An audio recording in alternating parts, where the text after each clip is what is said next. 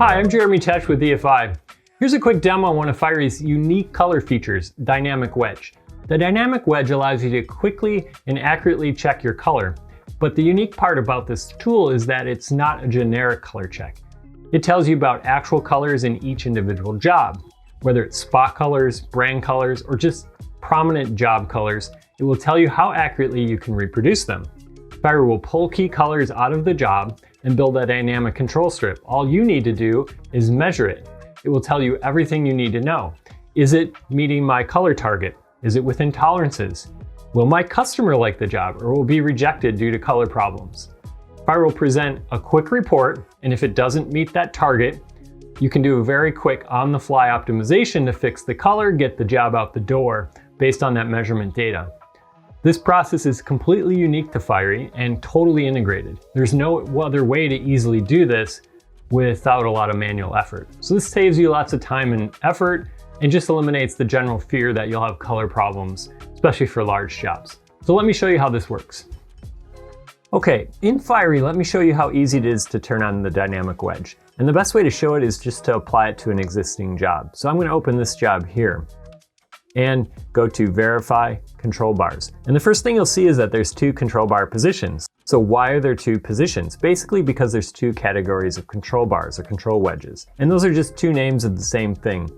Basically a small group of patches that are applied to a job that you can easily measure and then compare that to some sort of reference and give you a delta or a delta E. And that basically tells you how accurately you can reproduce those colors. And this is where the Dynamic Wedge has a real advantage because it's giving you that information for actual job colors rather than based on a standard. So a static is usually a predefined set of patches associated with a print standard or specification and has its own set of tolerances, where a Dynamic Wedge is just built on the fly per job. So if you're going to use a Dynamic Wedge, it needs to be in position 1. So if you look at this list, Dynamic Wedge is the first choice. If you look at position 2, we just have static wedges. So let's put the Dynamic Wedge in position 1. And as soon as you do that, there's a few other choices to make. Basically, because this is created on the fly, we have to define what it looks like.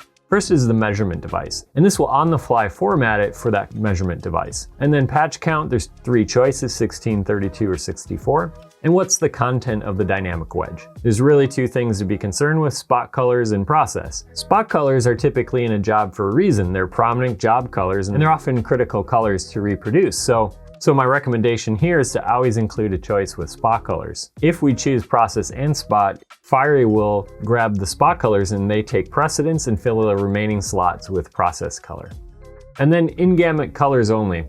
This is really defines what type of analysis you want to do. So for this example, I have an RGB image, and it's likely some of this content is outside the gamut of the printer. If we want a real-world assessment of that, we would deselect in-gamut colors, and therefore it would just pull out prominent colors, and we would likely have some that are reporting wild delta E numbers, but it gives us a real-world assessment. Alternatively, if we accept that fact that we just can't reproduce some of the colors, but we want to have an assessment of how accurate our printer profile is at reproducing in-gamut color, we would then turn this on.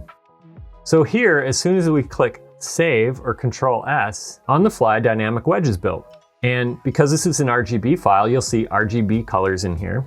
And if I scroll through, this is fairly representative of what's in this particular job. These are prominent job colors. And you'll see some of them are out of gamut, including the paper white. Over here on the right, we have a placeholder for the Dynamic Wedge. And we can use either of these control strip types by themselves or together. Okay, now this is set up, let's take a look. I've imported 2 files, one RGB file and one CMYK. And instead of a printed status, we have a toVerify status prompting us to do the verification.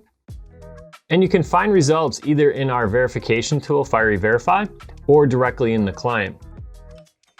And for the CMYK job, you can see that there's Pantone colors present, and they've also been included in the Dynamic Wedge as part of the verification process.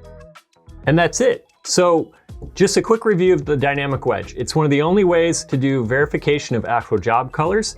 It's also one of the only ways to give you some sort of process control in an RGB workflow, and it allows you to do spot color verification that is required of many current print standards. So it's completely versatile, gives you confidence you can print that big production run accurately.